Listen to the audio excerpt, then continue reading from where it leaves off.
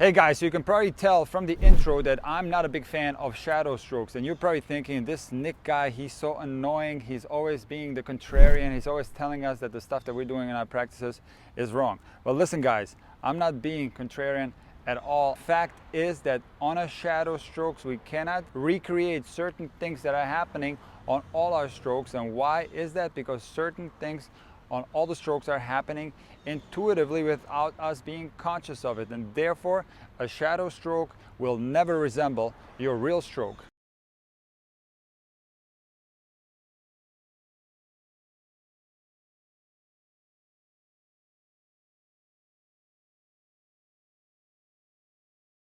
Therefore, if you're using shadow strokes as a progression in your drills to learn proper fundamentals on any strokes, it will do absolutely nothing to teach you those fundamentals. However, I will say shadow strokes are not all bad. I'm perfectly fine with you doing shadow strokes if you're warming up, and you frequently see professional players, especially in WTA, warming up before matches by swinging the racket really fast. You see this quite frequently. And they're not really trying to learn how to hit a forehand or a backhand, they're just warming up their body a little bit.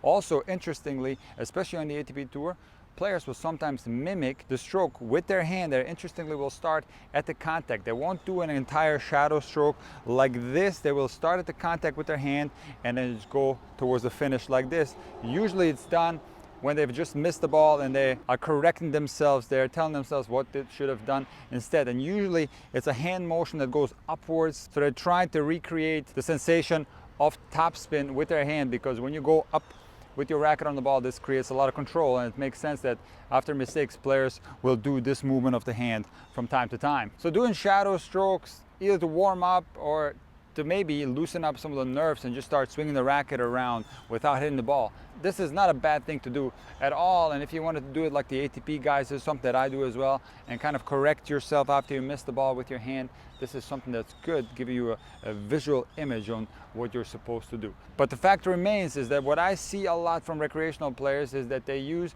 shadow strokes as a progression to learn the correct stroke fundamentals. And in today's video, I'm going to explain in great detail why this is not possible. See, all shadow strokes are not going to resemble the real stroke, but especially the forehand is quite problematic because it's one of the most complex shots in tennis. So here's what happens when I, for example, do a shadow strokes, but this is going to be anyone. We're solely focused on our hand and the racket. We're going to take the racket back and then we're going to swing forward and finish like this. And this feels really good, but the problem is that this is not what happens on a real forehand. Reason number one is when we do a shadow stroke, the pace of the racket is continuously the same. So there's no sequencing of acceleration on a shadow stroke. It's all the same speed. Whether you're doing it fast or whether you're doing it slow, you're going to swing at the same speed. On a real stroke, there's a sequencing of acceleration that's related to the incoming ball coming at you, and it's also related to your timing. So obviously the forehand stroke is going to start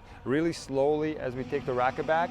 It's then going to speed up as the racket begins to drop. It's going to start getting really fast on the bottom portion of the racket drop, and then once that the racket goes forward, we're going to get really fast acceleration that's going to top off right at the contact, and then it's going to start to decelerate from there. And mind you, this all happens in milliseconds. So even if I try to mimic my real stroke, I just can't do it because I'm missing the context that matters the most, which is the timing that's required to hit the incoming ball. Without this timing of the incoming ball coming at you and you taking a swing at it, you cannot recreate the real stroke.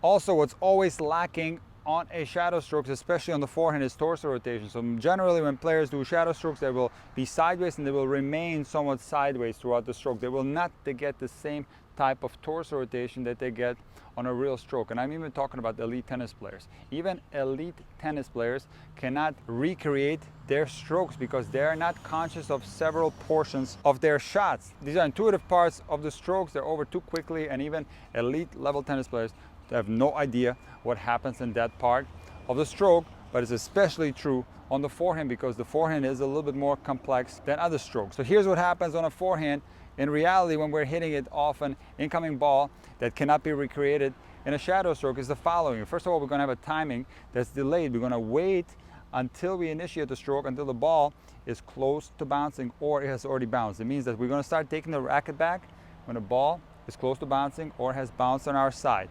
then it makes a lot of sense that in the context of the ball being very close to us is that once we drop the racket very slowly on top, we're going to have to speed up this part in order to time the ball, because if we don't do it fast, the ball is going to fly right by us. So naturally, we're going to have to accelerate really fast to catch up with that incoming ball.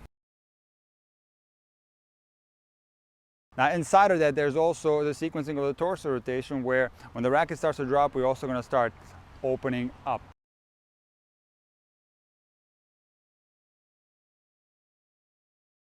And all these things combined together are just impossible to recreate on a shadow stroke, because the most important thing is missing when it comes to tennis, and that is the incoming ball. So for that reason, no matter how hard you try, your shadow strokes will never resemble your actual real stroke. And so for that reason, I don't think it's a good progression to do in order to learn the proper strokes. Like I said in the beginning, if you want to use shadow strokes to warm up, nothing wrong with that. If you're feeling kind of tight before a match and you want to loosen up by swinging your racket, okay, no problem. But I have met some players that do shadow strokes at home in front of a mirror for hours, and I'm telling you, this is an absolute waste of time. Now there's one exception. There's a shadow stroke drill that I do encourage you to do if you are a complete beginner and you're trying to learn to serve. And I did this drill with my student Chris in this video. And what it is basically learning the loop for a beginner is a very tricky thing. It does not feel intuitive to have the racket go in and then out in a loop like this. So it's